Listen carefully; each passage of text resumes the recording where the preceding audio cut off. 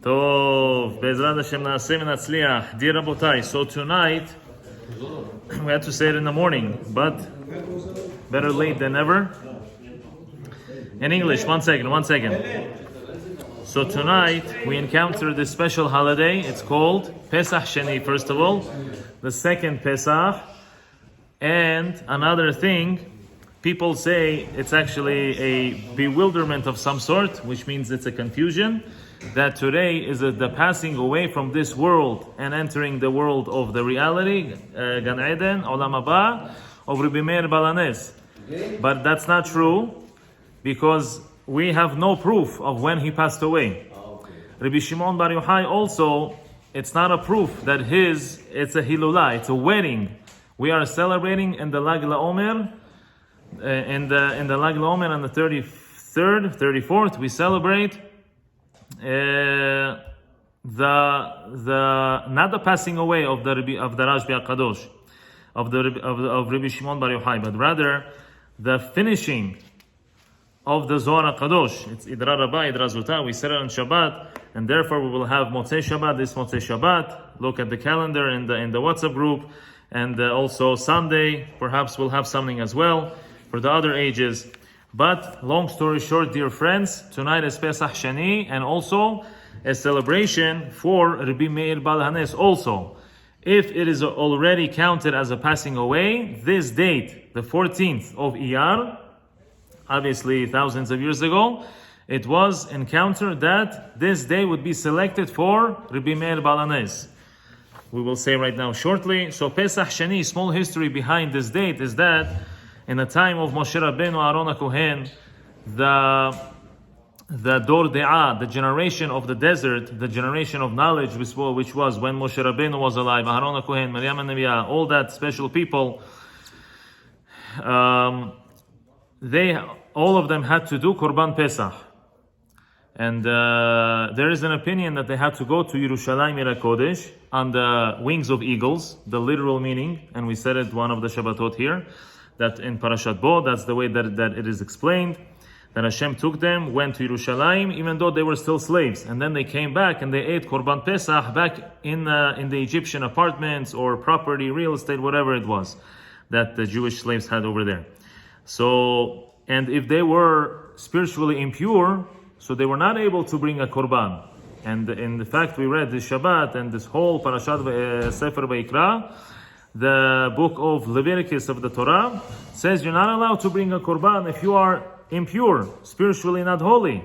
So what did they have to do? They said, Moshe Rabbeinu, we do not want to be cancelled we do not want to be separated. We also want to be part of Am Yisrael, the Jewish people. It's not the Erev Ra we're talking about. And Moshe Rabbeinu actually didn't know what to answer. And then they had to wait for Hashem to answer. And Hashem said, okay, if they want it, so they desire it, they want it, they cannot wait to offer me an offering, a sacrifice, Korban of Pesach, I'm going to give them 14th of Iyar. We had 14th of Nisan, right? 15th is Pesach, the first Pesach. So right now, for the people, this is a substitute for whoever was not able to, whoever was impure, whoever touched some dead person or dead carcass, anything that it was, animal, mouse, whatever, the Torah renders that person impure and the other impurities. So right now they have the time to substitute for that. That is Pesach Sheni. So what do we have to do now? You can say Borei Pri HaGefen. You want to do Meushal, not Meushal, that is up to you. You want to do 4 cups, do 4 cups. There's no such thing that you should do it. If you want to do it, it's a nice thing to do. Not even a custom, not a tradition. You want to say Divrei Torah on the Shulchan, regular Shulchan, okay. That's obviously always that's the proper thing to do. But matzah is almost an obligation to eat. Anyway, the whole Sfirat HaOmer, we said that many days ago, it's a segula to eat, shmura matzah, square matzah, triangle matzah, whatever kind you have. If you have afikoman, I gave it to some people here, I personally still eat it. Baruch Hashem, it's segula, it brings positive aura, and it helps us to go through these days of judgment, at least till the time of the Hilula of Rashbi, which is Lag LaOmer. So that is about Pesach Sheni. Regarding Ribbi Meir Balanes, why was this day specifically chosen for the, as they say, death, quote unquote, as if he passed away? but this day was chosen for it to be Yortzeit, for it to be Yeshuvo, Hilula, whatever you want to call it, because there's a like a tradition, it's a custom that people go to his kever. There's in Tveria, I think northern Israel, and over there's a Beit Knesset, special place for Kohanim. You cannot go in the Beit Knesset for the Kohanim because he's buried there. And so that's a custom that they stay there, they read Tehillim, they read whatever Ribbi Meir Balanes said in his name.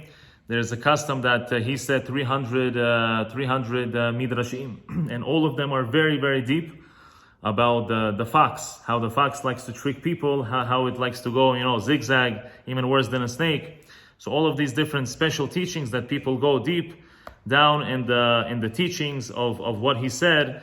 And he's the one that prayed for the people that need to do teshuvah instead of cursing them. And his wife was a very special person. There's a lot of people that Ribbi Meir Balanes saved. So light a candle, please, and pray to Hashem Yitbarach in the zechut, in the merit of Ribbi Meir Balanes. And if you have any kinds of teachings, if you know anything, or you can go on YouTube and find out who Ribbi Meir Balanes alav shalom was. And when you light the candle, don't forget the tzedakah. It could be to this Beit Knesset or to your own pushka, the own tzedakah cylinder. But with that said, not just today, but today is much more stronger. The question is, do we say Elaha de Ribbi Meir Aneni, or we just say Elaha de Meir Aneni? So it was said by the son of the Baba Saleh HaKadosh. His name was, one of them was Ribbi Meir Abu Hatzira. The Baba Meir passed away, before his father passed away many years ago. I think this year it was 35 or 40 years that he passed away. So he said, and Harav Ovadia Yosef said this halakha l'maaseh in one of his farim. So he said to say, not the Ribbi Meir Aneni, but rather Elaha de Meir Aneni, 3 times. And whenever you want to ask Hashem, you can ask. If you lost some kind of object, some kind of thing of yours, so you put tzedakah and you say Amar Rabbi Binyamin, this special thing, and then you say Elaha de Meir Aneni 3 times, and you're going to find it. So anytime when a person is in a dilemma, in a problem, he needs to be rescued by Hashem Yitbarach, say Elaha de Meir Aneni, Elaha de Meir Aneni, Elaha de Meir Aneni 3 times. So there's also a song that people like to sing, and whatever you can do, that's the best. And we do not say Tahanun in the Kriyat Shema. Do not forget to say. Do not say Tahanun Ana Hashem Elokeinu. And tomorrow the whole day we do not say Tahanun. Baruch Adonai La'olam. Amen v'amen.